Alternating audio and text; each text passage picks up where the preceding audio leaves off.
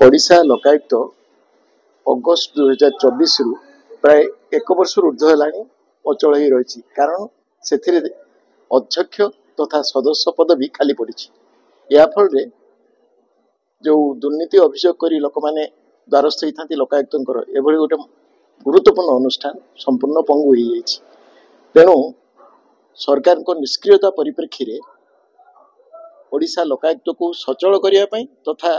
लोकायुक्तर अध्यक्ष तथा सदस्य पदवी पूरण करने